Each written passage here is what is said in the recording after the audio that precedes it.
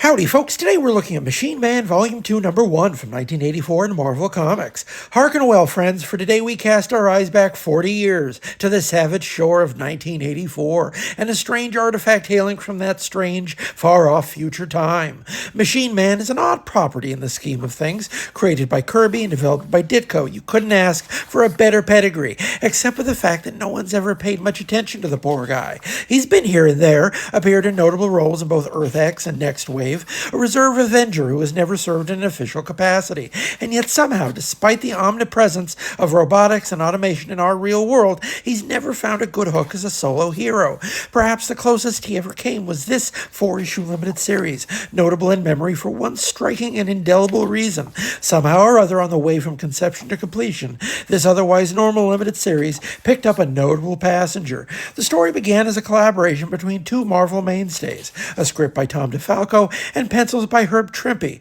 DeFalco had written the last stretch of Machine Man's solo series in the 1970s, as well as his most recent appearance in Marvel 2 and 193. Clearly, DeFalco was invested in the guy's well-being, but it's doubtful that the series, as originally conceived, would still be on anyone's radar, but for what can only be described as the timely intercession of a benevolent God, because somewhere along the way, Barry Windsor-Smith became involved. From all accounts, he was just hanging around the Marvel offices, bored and looking for work, and jumped at the chance to collaborate with his friend Trimpe, contributing both inks and colors for the finished product. Trimpe makes a surprisingly strong match for Windsor-Smith. They both got their start around the same time, and both earned their bones the old-fashioned way, by copying Jack Kirby. If it sounds like an odd match to you, it really isn't. They look good together. Trimpe's strong classical storytelling offers plenty of canvas for Windsor-Smith to shine in a putative supporting role. Howdy folks, today we're looking at Machine Man Volume 2 Number 2 from 1984 in Marvel Comics. Machine Man's adventures in the far-off future time of 2020 continue, as Machine Man and the gang of Cyberpunk scavengers who found him in the dump are hunted by corporate security forces at the command of Sunset Bane. If you're not up on your Machine Man villains, Sunset Bane was originally created as a foil for our robot friend and later adopted as a member of Iron Man's rogues gallery. She's a technologist just like Tony Stark, only with slightly less in the way of compunctions about industrial espionage. From the beginning, she was obsessed with Machine Man, and as soon as she learns that the robot has been revived in the future, she becomes fixated on ensuring he is destroyed. To this effect, she summons the character who would go on to be the series breakout, the Iron Man of 2020, Arno Stark. Of course, in our real world, 2020 was 4 years ago, but in the world of this comic, printed 40 years ago, Arno Stark represented a vision of corporate power completely unfettered. Not a superhero, but a mercenary and a crook,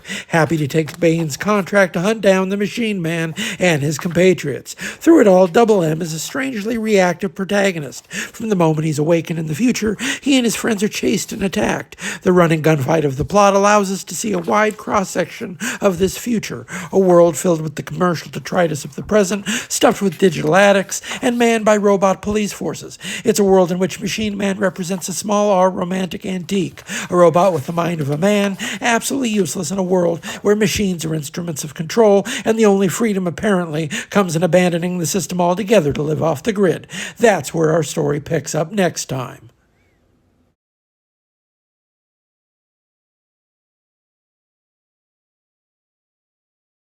Howdy folks, today we're looking at Machine Man Volume 2 Number 3 from 1984 in Marvel Comics. The Iron Man of 2020 makes his move, leading an assault on the Wrecker's home base, a floating sanctuary for the community of scavengers in opposition to the ruling corporate oligarchy. As far as sci-fi goes, the series makes some interesting predictions. In the first place, it was absolutely right about just how powerful tech companies would become, but quite wrong about how. We're given to believe that Sunset Bane and her company rose to prominence via automation, using Machine Man as a template for robots that allow the large part of the country to live in luxury, while a small group of dissidents rebel against that lifestyle. The creators here saw the looming threat of automation as a means of social control, but not the use of automation as a tool of mass immiseration. The people making a comic about the dystopian future of 2020 missed a mark in terms of just how dystopian the future would turn out to be. The main event, at any rate, is the brutal battle between Machine Man and Arno Stark, the Iron Man of 2020. This Iron Man is more ruthless than the one we know, to say nothing of less ambitious. Content to be a mercenary for Sunset Bane and outclassed by Machine Man once the element of surprise fades away, this Iron Man makes sense as the ultimate iteration of the concept, given that even as far back as the 80s it was a common theme for Iron Man stories to acknowledge that the right technology in the wrong hands is a recipe for disaster. Through it all, the great Barry Windsor-Smith continues to shine in collaboration with Herb Trimpe. This is a fast-paced action story with a number of moving parts, and frankly it wouldn't work anywhere near as well without him putting as much work as humanly possible into making it sing. Windsor-Smith did a fair amount of work for Marvel in the era, and his work was still seeing print primarily in the company's mainline, cheap newsprint books. Much of what he does here in support for DeFalco and Trimpe fits under the rubric of learning how to make comics look this good, given those limitations.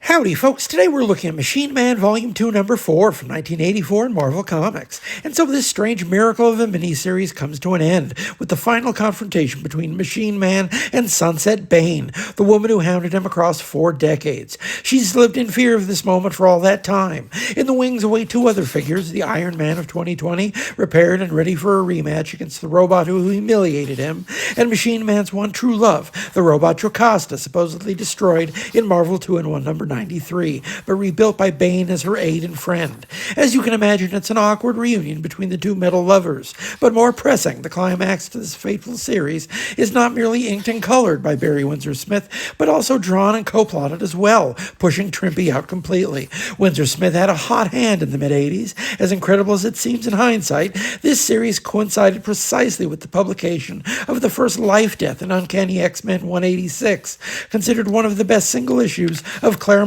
run and of the 1980s in general. That was only the first of a number of notable guest spots by Windsor-Smith across the Marvel line. Not merely a few more returns to the X-Men franchise, but a bit of Iron Man as well, picking up from his work with this future iteration of the character. Eventually, of course, Windsor-Smith's prolific 80s at Marvel would give way to the magisterial Weapon X, and already here we can see echoes of that future masterpiece in Windsor-Smith's vision of Machine Man as a victim of forces beyond his control, partially destroyed and yet still possessed by the strength of a revenant spirit to fully return the inhuman humiliation of his captors. It would not be controversial, I believe, to call this the greatest Machine Man story ever told. No one since has quite managed to capture the heart of this strange hero, an oft overlooked anomaly in every way.